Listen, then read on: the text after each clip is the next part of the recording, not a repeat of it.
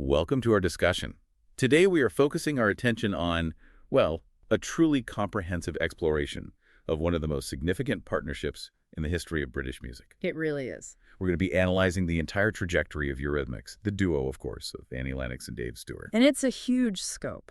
It is. Over the course of this hour, we're going to trace their path from their initial formation in, that varied musical landscape of the 1970s, all the way through to their induction into the Rock and Roll Hall of Fame in 2022. It's a massive timeline to cover, and when you look at the breadth of their work, I think the real mission here is to understand the mechanics of their survival. Their survival and their success, yeah. We are looking at a duo that famously split as a romantic couple right at the moment they formed the band, and yet somehow they managed to stay together as a creative unit. And not just stay together, but sell an estimated 75 million records worldwide and win.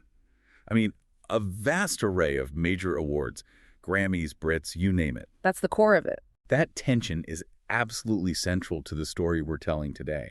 Oh, yeah. We so often hear about bands breaking up because of personal relationships, but here we have the exact opposite scenario. It seems they almost utilize that shift in their dynamic to fuel the work. It seems that way. Throughout this discussion, we're going to explore their sound, which was never static. It was always a mix of new wave, pop, R&B, soul. Mm-hmm. But beyond just the genre labels, we really need to look at the specifics of their journey. I think we should view their career not just as a sequence of hit singles, though of course there were many. So many. But as a real case study in adaptability. They moved from this avant-garde electronic experimentation to filling stadiums with massive rock anthems. So the framework for our discussion today will really highlight that unique business and creative dynamic. Right. We need to examine how they navigated the music industry because they often took significant financial and artistic risks just to maintain control over their own output. Okay, so let's go back to the very, very beginning. The story of their meeting is actually quite grounded, isn't it? It's 1975. Mm-hmm. Annie Lennox and Dave Stewart meet in a restaurant in London. At that time, Lennox was working there. It wasn't some glamorous music industry party. No, it was a chance encounter in a service setting, which is kind of perfect in a way. It is. And this meeting really set the stage for everything that was to follow. Though, their success was certainly not immediate. Not at all. And it's worth noting that before they became Eurythmics, they were really navigating the punk and post-punk scenes of the late 70s. They were right in the thick of it. Their first musical venture together was a punk rock band called The Catch. This was in 1976. They released one single in 1977. It just serves as a reminder that they were very much a part of that specific era of British music evolution. They were just trying to find their footing within it. And The Catch eventually evolved into a band called The Tourists. Yeah. Now, The Tourists actually achieved some commercial success. They did. They weren't an unknown garage band by any stretch. They had visibility, they had charted hits. However, all the reports from that era suggest it was a deeply unhappy experience for them. It sounds like it was. A lot of significant internal tension. The main songwriter for The Tourists was a guy named Pete Coombs, which meant that Lennox and Stewart were, to a certain extent, operating within someone else's creative vision. And that lack of creative control is a classic story, isn't it? It's a recurring theme in why bands dissolve. It is. In the case of The Tourists, it wasn't just the internal creative hierarchy. They were dealing with all this legal wrangling involving the band's management, publishers, record labels. The machinery. The classic industry machinery grinding down the artists. Uh-huh. And Lennox and Stewart, they felt that the fixed lineup of a traditional band was, well, it was an inadequate vehicle for them. They felt it compromised their experimental leanings. They wanted to explore something different. They were interested in pop music, sure, but they also wanted the freedom to experiment with electronics and the avant-garde. And this desire for flexibility led to a really decisive moment. A single moment. It happened in a hotel room in Wagga Wagga, Australia. Which is such a specific detail. Isn't it? They were there, on tour, just playing around with a portable mini synthesizer. And that geographic detail, Wagga Wagga is so far removed from the London punk scene, it just highlights that they were working musicians on the road. And the tool of discovery, this portable mini synth, it signals the entire shift in their sound. Absolutely. They weren't just writing on acoustic guitars anymore. They were engaging with technology that allowed for totally different textures and possibilities. And that moment in the hotel room was really the birth of Eurythmics. They made a decision right there to form a duo. Crucially, they decided to keep themselves as the only permanent members. And this was a strategic move, wasn't it? to ensure flexibility and freedom from compromise. It was a business decision, really. They would involve others in collaboration, but only on the basis of, mutual compatibility and availability. The core would always remain just the two of them. We have to address the personal dimension here as well because it's so important. At the same time, they decided to form Eurythmics. They ended their romantic relationship. Exactly. They split as a couple, but committed to the musical partnership. That is the foundational paradox of this band. They completely separated their personal lives from their professional ambition, and the name they chose, Eurythmics, was derived from a pedagogical exercise system that Lennox had encountered as a child. It implies a sense of movement, of rhythm, a structured freedom. So with that decision made, they signed to RCA Records. Their management team, Kenny Smith and Sandra Turnbull of Hyperkinetics Ltd., stayed with them during this transition. And their first album as Eurythmics was titled In the Garden. Yes, recorded in Cologne, Germany. Which, again, was not a standard pop production choice. They worked with Connie Plank, a producer who had actually worked with the Tourists, but who was also, and this is key, a hugely significant figure in the krautrock scene. The choice of Connie Plank and the location of Cologne is so significant. It shows they were leaning heavily into European experimentalism rather than just chasing the standard British pop sound of the time. The album, it mixed psychedelic, krautrock, and electropop influences. And if you look at the personnel on that record, it's just a roll call of avant-garde nobility. It really is. They had Holger Touquet and Jockey Liebesheit from the band Can. They had drummer Clem Burke from Blondie and Robert Girl from DAF. An incredible lineup of talent. Also featuring on that debut was flautist Tim Weeder, and guitarist Roger Pomfrey co-wrote a couple of the songs. So it was this really rich collaborative environment.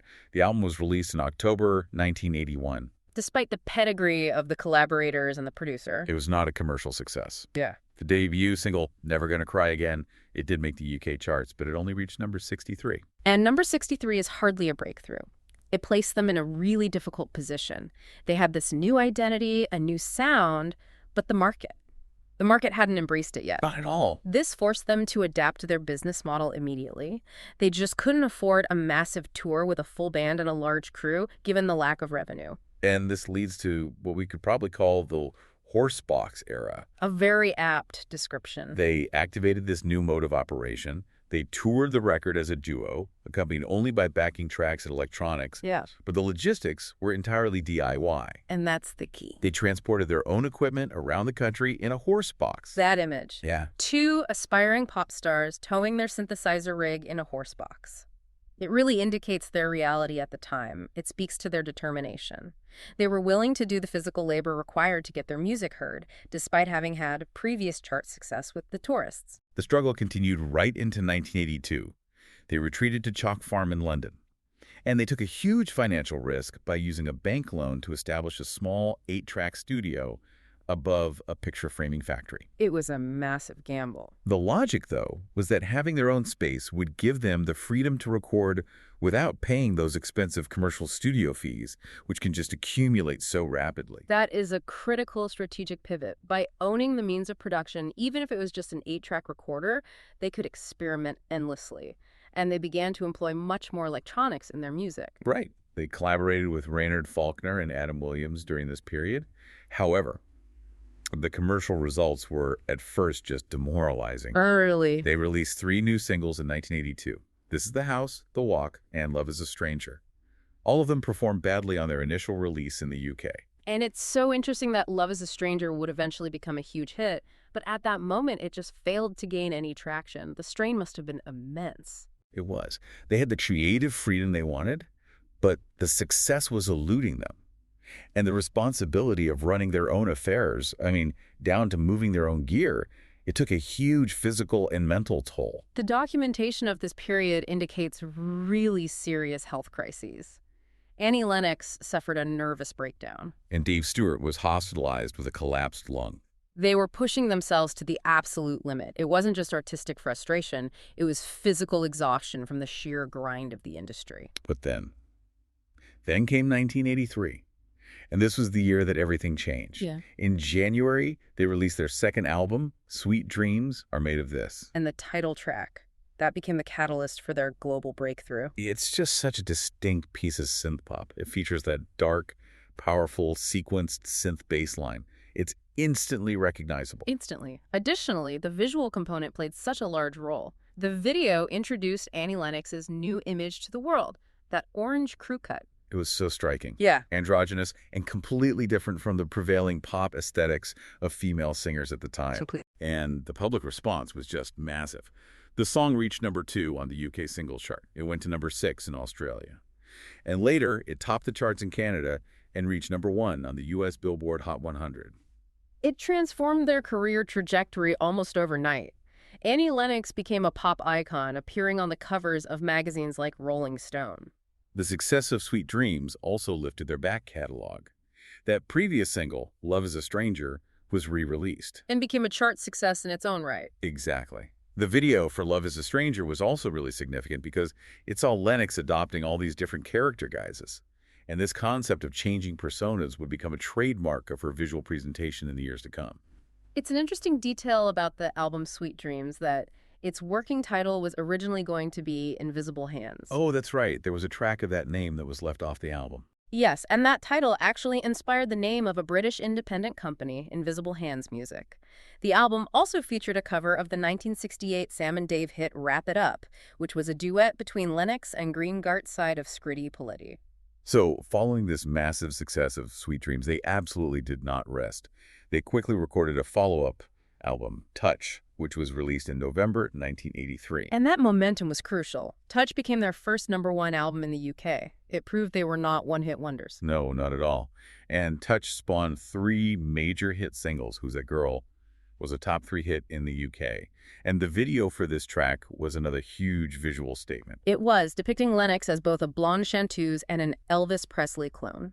The video is also really notable for its cameos. It featured Hazel O'Connor, Bananarama, including Suhan Fahey, who would of course later become Stewart's wife, and members of Bucks Fizz, among others, a real who's who of the era. And musically, Touch really showed their range. You had the upbeat, calypso-flavored track Right By Your Side, which made the top 10. Then you had Here Comes the Rain Again, which reached #8 in the UK and #4 in the US. And that song is such a brilliant blend of orchestral arrangements and synthesizers. The orchestrations were done by the late Michael Kamen. It really demonstrated that they could merge these almost classical textures with new wave electronics. So in 1984, they expanded their reach into the club market with Touch Dance. This was an EP of remixes of 4 tracks from Touch. Featuring work by prominent New York City producers Francois Kevorkian and John Jellybean Benitez. A very smart move to solidify their presence in that scene. But 1984 also brought a significant controversy regarding their soundtrack work. Yes, this is the incident involving the film adaptation of George Orwell's 1984. Right. Virgin Films had contracted Eurythmics to provide the soundtrack for the movie, which was directed by Michael Radford. The conflict arose because Radford, well, he did not want their music. He had commissioned a full orchestral score by Dominic Muldowney, and he preferred that. He wanted to use that. But according to the reports, Virgin Films essentially foisted the Eurythmics score onto the film against the director's wishes. They replaced most of Muldowney's original score with the Eurythmics soundtrack. And Eurythmics later claimed that they had been misled by the film's producers regarding the director's approval. It was just a very complicated and messy situation. It was. The album, which was titled 1984 For the Love of Big Brother, was actually withdrawn from the market for a period while the litigation played out. But despite all the backstage drama, the music itself found an audience. The single Sex Crime, 1984, was a top 5 hit in the UK and a major dance success in the United States. Right. And the song Julia from the soundtrack was also heard during the film's end credits. Yeah. So moving into 1985, the duo shifted their musical direction yet again. Another pivot. Their next album was Be Yourself Tonight, and it was produced in just a week in Paris. Which is incredible. This record marked a move away from that purely electronic sound and toward a more traditional band style. It featured real drums, brass, and much more guitar work from Dave Stewart. The shift to R&B and rock influences on Be Yourself Tonight is so distinct, and they enlisted a truly formidable lineup of collaborators to achieve it. They really did. They had members of Tom Petty's Heartbreakers playing on the record. Stevie Wonder provided the harmonica solo on There Must Be an Angel, Playing With My Heart. And Dean Garcia played bass, with Michael Kamen returning for the string arrangements. We also have to mention the vocal collaborations.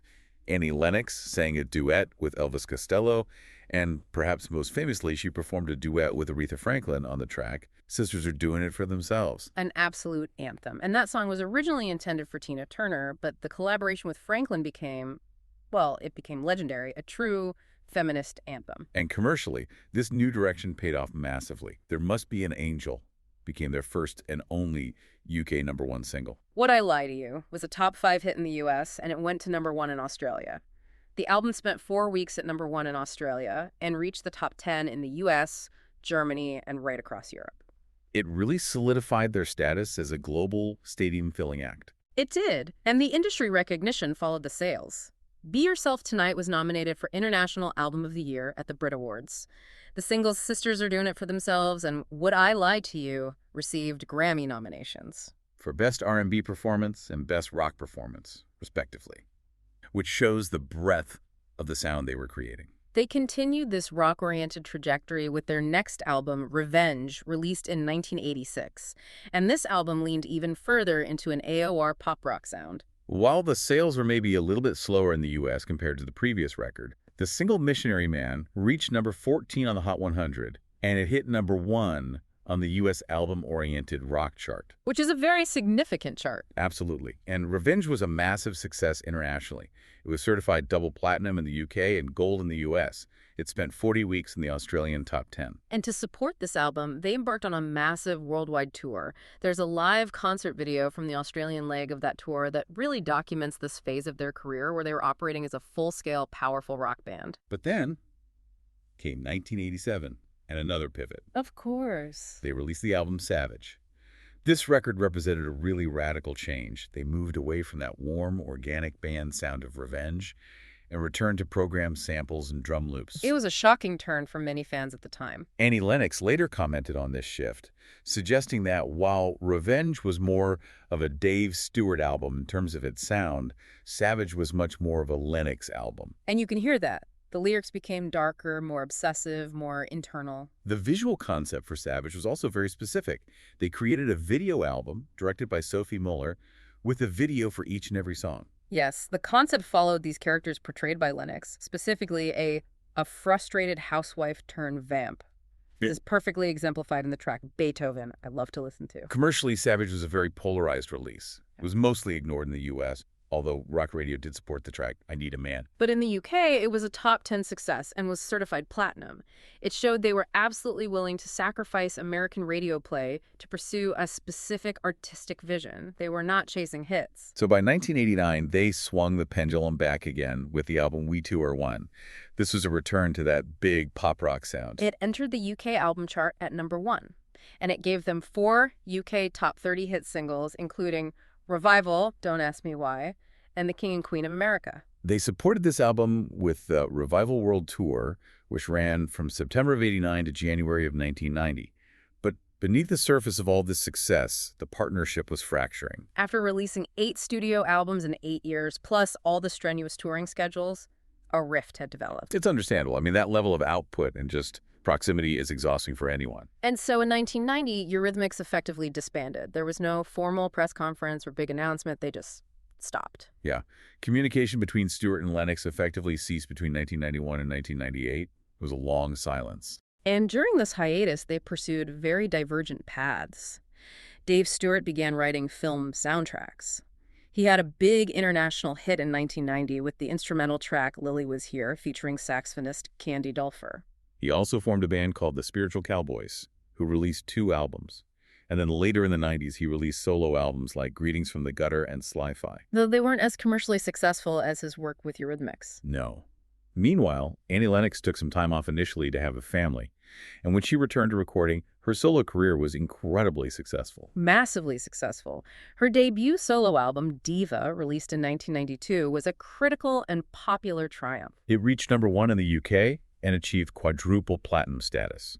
And that's really notable because it sold more than any single Eurythmics studio album had. A huge achievement. She followed Diva with Medusa in 1995, which was an album of cover versions. That also went to #1 in the UK and reached double platinum status there and in the US. So during the 90s, while the band itself was dormant, The brand of Eurythmics was kept alive through these well-timed compilations. Right. Their greatest hits was released in 1991 and spent 10 weeks at #1 in the UK. A huge seller. Finally, in the late 1990s, the silence broke. Eurythmics reunited to record their ninth album, Peace, which was released in 1999. The lead single, I Saved the World Today, reached #11 in the UK. And another track, 17 again, actually topped the US dance chart. They supported the album with the Peace Tour, and the proceeds from this tour were donated to Greenpeace and Amnesty International, which really aligns with their long-standing interest in social and political causes. And in that same year, 1999, they were awarded the Brit Award for Outstanding Contribution to Music, a well-deserved honor. The reunions then continued sporadically into the 2000s. In 2005, they released Ultimate Collection, a remastered package that included 2 new songs. One of them, I've Got a Life, was a significant hit in the club scene. It reached #1 on the US Dance Club Songs chart. This release also coincided with their induction into the UK Music Hall of Fame in 2005. RCA also launched a major re-release campaign in 2005, remastering and expanding their 8 studio albums. It is worth noting, though, that the 1984 soundtrack was excluded from this campaign. Because Virgin Records still held the rights to that one. Exactly. So following that 2005 activity, they kind of drifted back into their separate spheres again.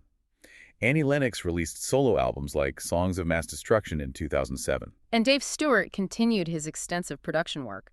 In 2009, Lennox stated that although they remained friends, she did not foresee any further Eurythmics projects at that time. However, as Dave Stewart said in a 2012 interview, never say never. And indeed, there were these occasional special reunions. There were. In 2014, they performed as a duo for The Night That Changed America, a Grammy salute to the Beatles, performing The Fool on the Hill. And in 2019, they performed at Sting's Rainforest Foundation Fund concert in New York.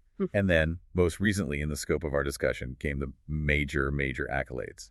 In 2020, they were inducted into the Songwriters Hall of Fame. And in 2022, they were inducted into the Rock and Roll Hall of Fame.